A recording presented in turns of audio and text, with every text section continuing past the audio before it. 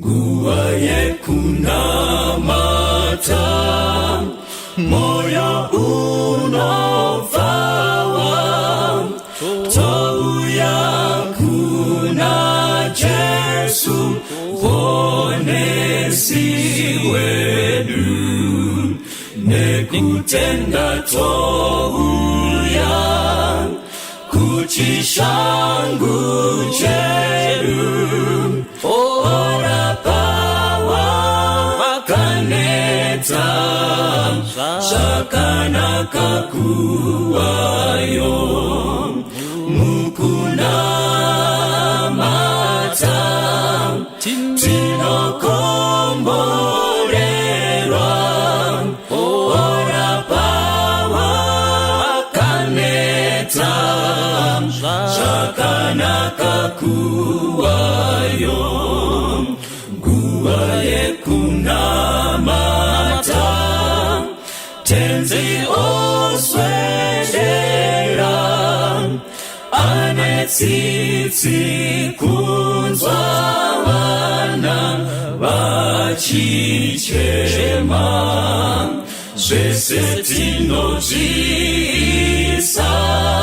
pamakumbo ake, ora pawa wakaneta, zvakanaka kuwayo, mukunamata, tinokomborerwa, ora pawa wakaneta, zvakanaka kuwayo, nguva yekunamata, apo vanoyedzwa, toisa kuna tenzi anobatsira, nemoyo wekunzwira, obvisa zvinetso, ora pawa wakaneta, zvakanaka kuwayo, mukunamata, tinokomborerwa, ora pawa wakaneta, zvakanaka kuwayo, panguva yenamato, tinomusimbira, zvikomborero zvese tinozviwana, mukusimbira iye, hamuna dambudzo, ora pawa wakaneta, zvakanaka kuwayo, mukunamata, tinokomborerwa, ora pawa wakaneta, zvakanaka kuwayo, mukunamata, tinokomborerwa, ora pawa wakaneta, zvakanaka kuwayo.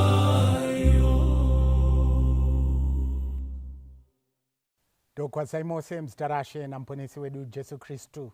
Toda kutenda Mwari neumwe mukana watipa zvakare wekudzidza tichibuda mubhaibheri rake rinova shoko rake. Asi regai ndimbotaura chenjechi tisati tapinda mushoko redu ranhasi. Zvanga zvakafanira kuti iwe neni titende Mwari, timupe rumbidzo, nokuti nyasha dzake dzinogara nokusingaperi. Anoramba achitipa nyasha dzake, rudo rwake rwakadzama uye runogara nokusingaperi. Vazhinji vanga vachishuvira mukana uyu kuti for this one last time vanzwe Mwari achitaura kwavari, but hawana kuwana mukana uyu. Vazhinji vakarara panhoo yekugomera, vari kushuwira kuti Mwari mukandinzwa ndikasumuka panhoo iyi, Mwari, I'll praise you with all my life. Vazhinji vari kufara kwavari ikoko, vakaitirwa zvizhinji naMwari, vari kuti Mwari, thank you, continue blessing me. But variko vakasuwa, vakaremerwa, vari kuti Mwari, hamungandibatsire here kutura mutoro. Asi tose zvazvakasisira kuti tinamate nekurumbidza Mwari. Nokuti Psalm 150 muvhesi ya6 inoti chinhu chose chine mweya ngachirumbidze Mwari. Saka toda kurumbidza Mwari at this point in time, tichimutenda nenyasha dzake dzinogara zviro kwazvo nokusingaperi. Regai tikasike kupinda munyaya yedu muvhiki rino. Munamato wangu neshuviro yangu, please usapotse anyone, nokuti series ya 5 days. It's a series ya 5 days. Saka musoro wenyaya unopinda mune umwe uchipinda mune umwe kusvika tapedza. Mwari achitibatsira, shuviro yedu ndeyekuti tivandudzwe tifanane naye, asi zvikuru sei chivi chibve matiri tinzwe Mwari achitaura kwatiri. Tingori mubhuku raExodus, hatisi kuzobuda mubhuku raExodus chapter 20 kubva pavhesi ya3 kusvika pavhesi ya12, ndo mavhesi atichadzidza kubva nhasi kusvika musi wekupedzisira. Asi nhasi musoro wedu wenyaya unoti VaMwari vakakundikana. VaMwari vakakundikana. Kuverenga kwedu chakutora pana Exodus chapter 20 verse ya3. Usava na vamwe vaMwari kunze kwangu. Mwari akomborere kuverengwa kweshoko rake. Usava na vamwe vaMwari kunze kwangu. Ngatidzorei usu tinamate Mwari ari kumusoro kudenga, shoko renyu raraurwa. Chidudzirai muri muugandi Jesu tanamata, amen. Now mukatedza nhoroondo iyi, Israel iri kubuda muEgypt. But pavabuda muEgypt vayambuka gungwa dzvuku. Vayambuka gungwa dzvuku, vanwa mvura yabuda padombo. Isiri mvura yoga, vadya chingwa changa chinaya kubva kudenga. Bhaibheri rakunyora rinoti vakadya chingwa chengirosi. Now zvinoitika pamusi uyu, kana kuti at this particular time, chapter 19 yaExodus, Mwari anoti Moses, chiunganidza Israel nekuti ndakuda kutaura nayo, gomo ropenya, poita chutsi, podi Israeri yoti Moses, kwirako utaure naMwari. Saka Moses anokwira mugomo. Gomo ndiSinai. Saka akwira mugomo, Mwari anotanga kunyora padombo. And I want you to notice, ndiMwari ari kunyora mbune. Kana paine chinhu chandoshuwira kuona is the handwriting of God. If I could see the tables of stone, the first thing I want to see is the handwriting of God.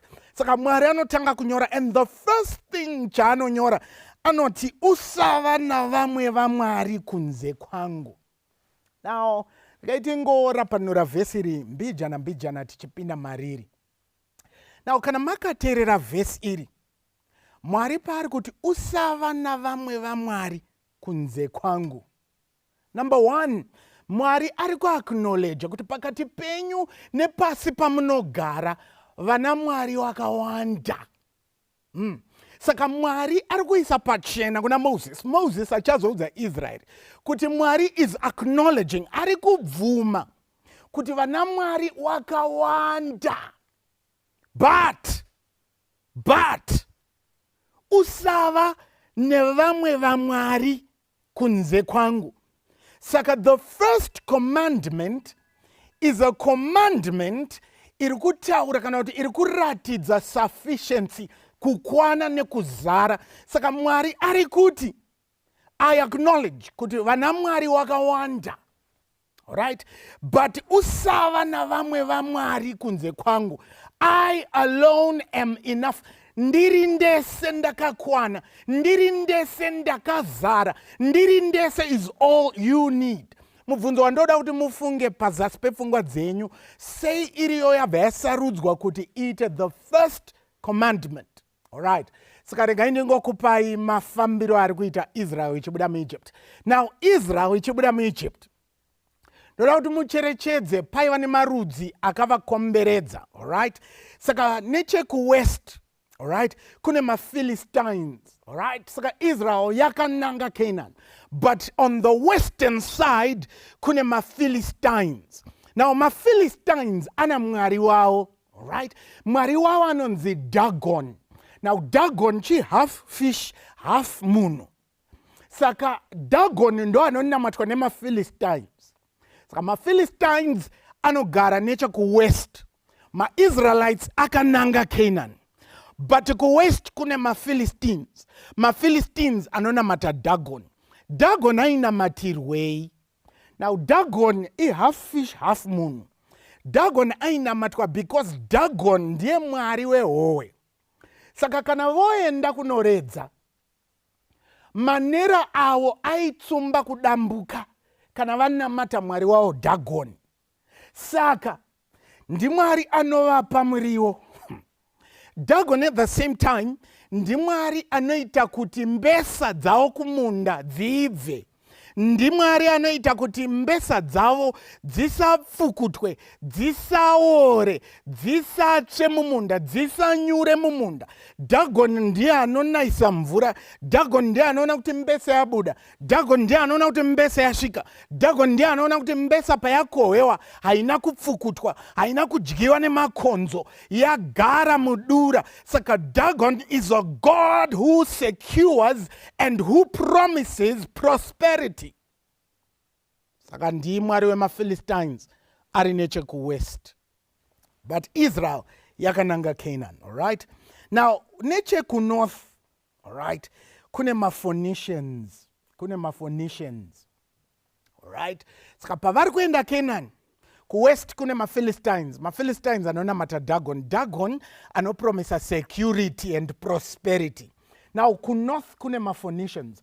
Ma-Phoenicians ana mwari wao. Mwari wao anonzi Asherah, the moon goddess. Ndo mwari wemwedzi, all right?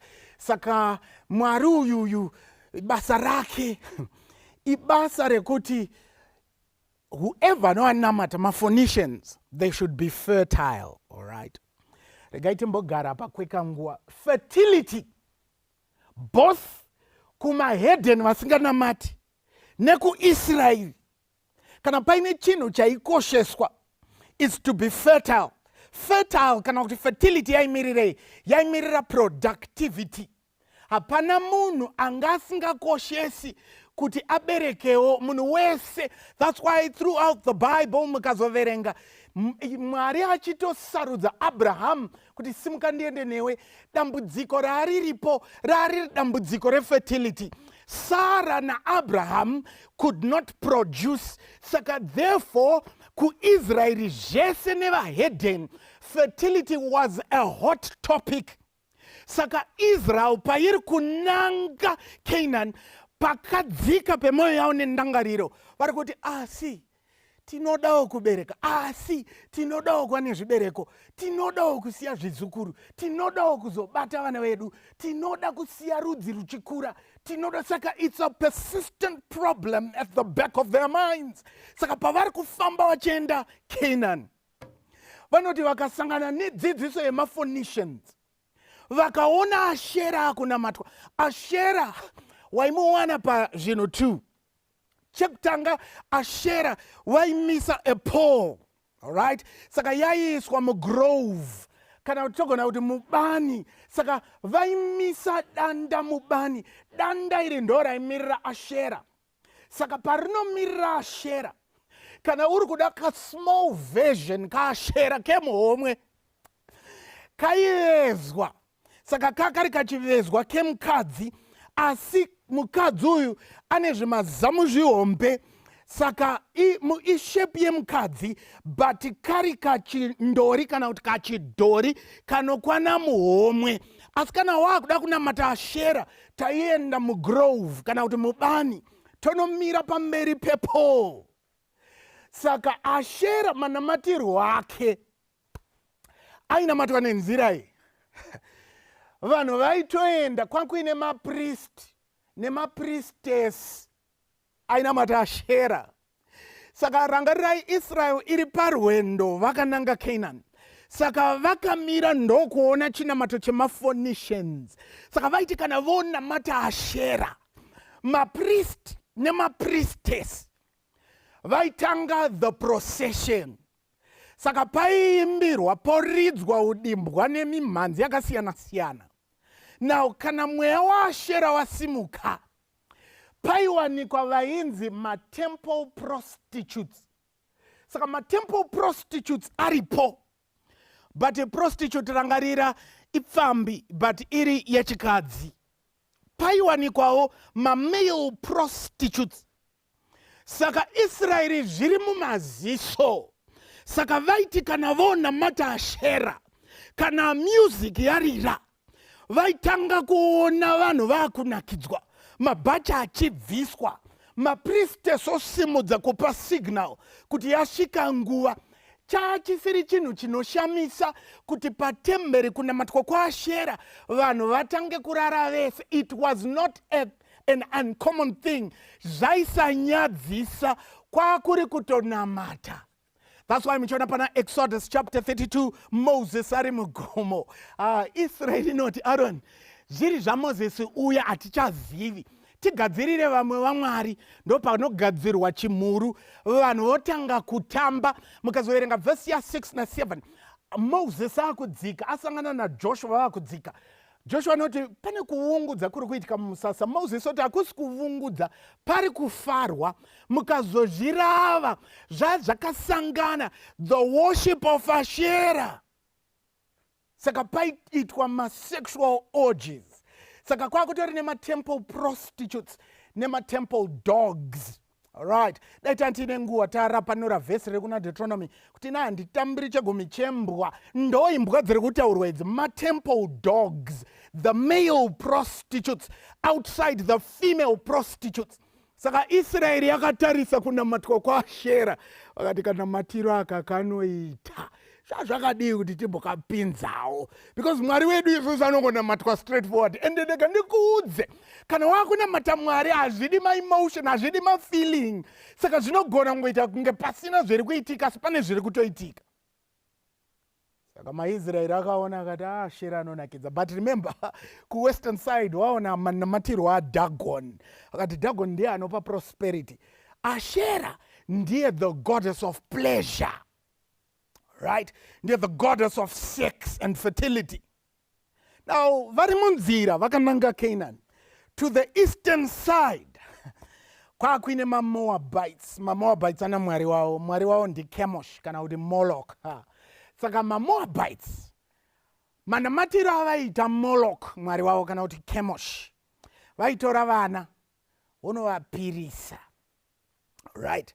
Saka Chemosh kana kuti Moloch ndimwari anobhilivhwa kana kuti anotendwa kuti ane simba. Saka kuti unamate Moloch, unoenda nemwana wako unomupirisa. Kupirisa ndo kupisa, ndo kuuraya. Saka you'd do whatever you do. Uenda neropa rako kuna Moloch, kuti Moloch tarisa unoenda kupa mwana wangu kamuchirawo chipiriso changu. But Moloch kana kuti Chemosh in return aikupa simba, power. Alright? Saka so far taona 3 gods. Alright? But mukazofunda ku Canaan kune umwe umwari ariko anonzi Baal. Now autauri Ashera ukasataura Baal, because Ashera na Baal ndo murume wacho, Ashera ndo mudzimai. Saka both Baal na Ashera ndo vanocontrola fertility. At the same time, Baal kuKenani, tasvika Canaan, Baal ndo mwari akada kufanana naDagon, ndo mwari anokunaisirai mvura, ndo mwari anoita mapipi, ndo mwari anokukomborerai. Saka Israel iri parwendo kuenda Canaan, but on their way they meet a variety of gods. Saka mwari pari kunyora paverse 3 kuti usava navamwe vaMwari kunze kwangu. Regatera panure.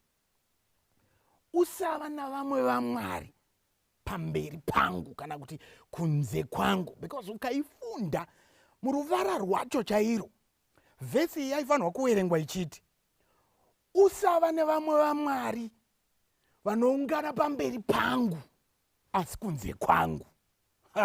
Gatera panure. Vana Mwari ava kana vonamatwa, whether Dagon, whether ndi Ashera, whether ndi Moloch, kana vona matwa paitwa rinonzi council of the gods, kana kuti matare ana Mwari. Hazvigoni kuti umunamati ari singular. Saka waiti taakunamata kuna namwari vedu. Saka that was the common notion of the day. Mwari anonamatwa chiri chikansel. Saka Mwari pari kuti usava na vamwe vaMwari before my presence. Ari kuti ina handigarwi dare handiunganidzwi because I am the ultimate God. Handidi kuconsulta Dagon, handidi kuconsulta Ashera, handidi kuconsulta Moloch kana kuti Chemesh. Ndega ndiri inini ndakakwana. I'm the ultimate God. But regakatise pachena. Number one, Dagon represents prosperity. Dagon represents security. Ndiana asingadiwo security. That's why tichifuma mangwana noga tichingwava. Why? We seek security. We seek a better tomorrow. We seek a legacy. Ndiana asingadi kusiro mwana wake a legacy yekuti anozoti da kupamsoro nepamsaka pemadzibaba angu I inherited this empire. That's Dagon. But kana wakatarisa Ashera. Ashera represents pleasure. Ease. A life of ease. Saka Ashera anomirira kugara tatata. Ndiani asingadiwo. Inga munotomboimba wanika song kaya. Yangu yekuti timbofarawo. Togara tichichema ndi Ashera wamori kutaura. Because Ashera promises you all the pleasure. Ashera anokupromisa all the sensual, the feelings. Ashera anokuti I can fulfill. And above all, Ashera promises you fertility and productivity. Moloch. Moloch promises you power. They're not saying power. They tell me nowadays there are three things no fira moon. So they tell me munano fira security, munano fira pleasure, munano fira power. Everyone wants to have power. Everyone wants to have a better tomorrow. Everyone wants to have pleasure. That's why muswe muchatu. To justify. But nothing those who rangu kufara. But I thought paokutopina muchato every day was supposed to be a day of happiness. But I know nas those who rangu rega rekufara. Aruda ku justify kufara. And if I were to tell you of the orgies I eat kwa Ashera hakuna matwa, Israel was enticed. Regando kuzekana iwe nini nas. When we look at these gods, asisiri zimfananidzo half man half fish, asisiri chi grove chipole chakamiswa mgrove, asisiri chi image chakavakwa kana chakavezwa. The devil has also transformed to suit our current day. Saka Dagon is represented by money, right?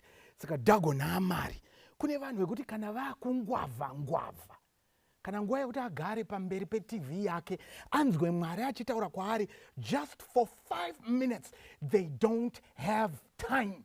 Nyaya iripo, I should make money. Dagon is their God. Kune vanhu vekuti kana yanguva yekufara, they have no time and room for Jesus. But regandikudze Ashera kana nhasi kukanzi kuri kutambwa UEFA the final. I do not know matimu acho ari kutamba. You can sacrifice to switch off God speaking to you just for you to watch the final. Why? Because you want to satisfy the pleasure. Ashera is your God. Kana wakatarisa Moloch na Chemosh. You want power. Kune vanhu vanoti ndoita seiko kuti ndiwane power. Akashika pane vanhu. They want to be feared. Vakataura. Everyone should obey. They want power.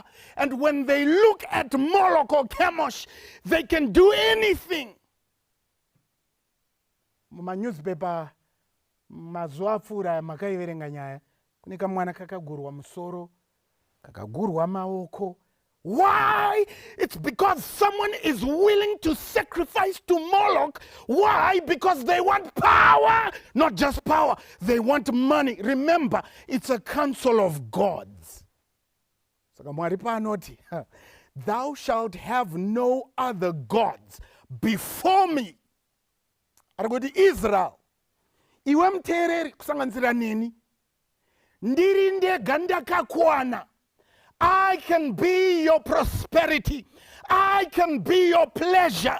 And I can be your power. In fact, Bible renoti, all power has been given me in heaven and on earth. Go ye therefore in the same power. Bible rako zvakanaka atuma vadzidzi vari 70, he gave them power. Chinzwa pavanodzoka nereport zvikanzi Jesu, hamuna kuona zvataona, zvikanzi maone zvikanzi Jesu, vanga vachirwara vakwakuka pamibhedha, vanga vakaremerwa vakwakuka. Taona zvisingaonekwi. Why? Because they were empowered, they were given power. Why are you looking to Chemosh and Moloch? Why are you looking to Asherah? Why are you looking to Dagon when God is our all in all? Kandikuudza muvhiki rino, mumwedzi uno, mugore rino, may God be our all in all. We don't need anyone else.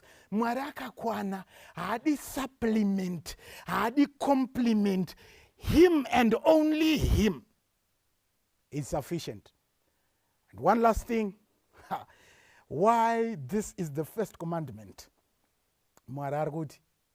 Outside me, there is nothing to talk about. That's why he's saying, thou shalt have no other gods before me. It's so easy. In fact, why are kuti thou shalt have no other gods before me? Kune inonzi henotheism. Right? Now, henotheism, idzidziso yekuti Mwari anonamatwa ndeumwe. Asi I acknowledge kuti kune vamwe vaMwari. That's henotheism. All right? Saka henotheism inoti, panana Mwari varipo, I will choose to worship one God. But yet I acknowledge vamwana Mwari varipo. Many of us are henotheistic. Mwari anonamatwa ndeumwe. Mwari ari kumudenga. But kana tasvika paMwari anopa mari, tinatina tudagon turi muumwe.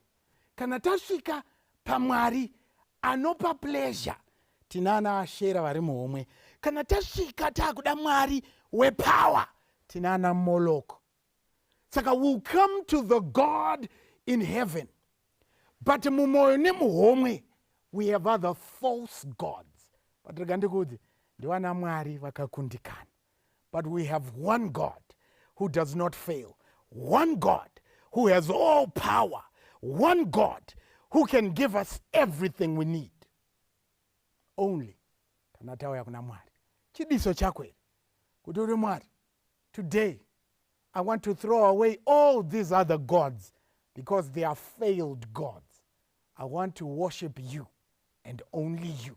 Kana chiri chidiso chako namata nini. Mwari wari kumusoro kudenga tendwai rumbedzwai nokuti nyasha dzenyu dzinogara nokusingaperi. Toda kuvonga inokuti imi ndimi moga Mwari. Outside you, there's no other God. Kunze kwenyu, hakuna option. We have no option save you, because you are the only true God.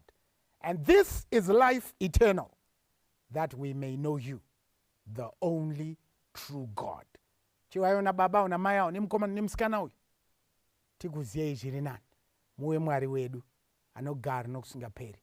Muzita ra Jesu tonamata. Amen. Mwari akuitirei zvakanaka. Tenziko zowarini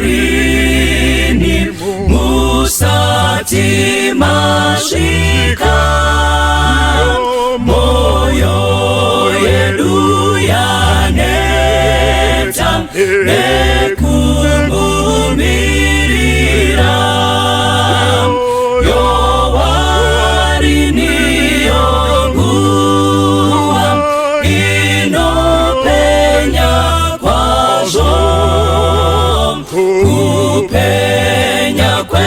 Muyambirine kuonekwa kwenyu, kozowarini tenzi mubude kumusha,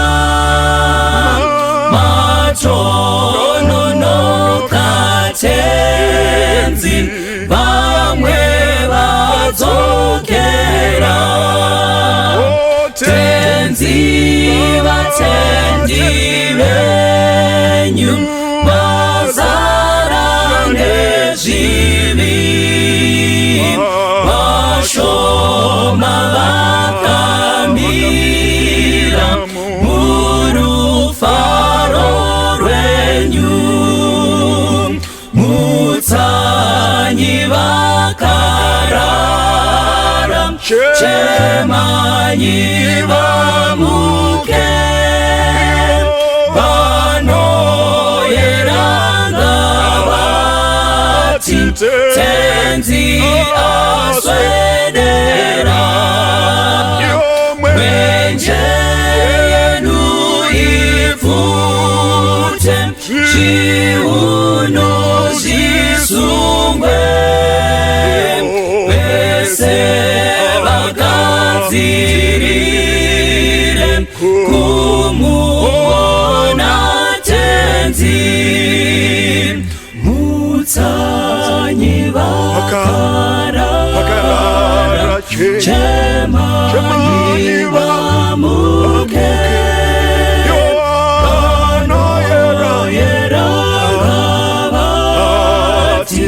tenzi aswedera, mwenje yenu ifute, zviuno zvisungwe, vese vagadzirire kumuona tenzi, vese vagadzirire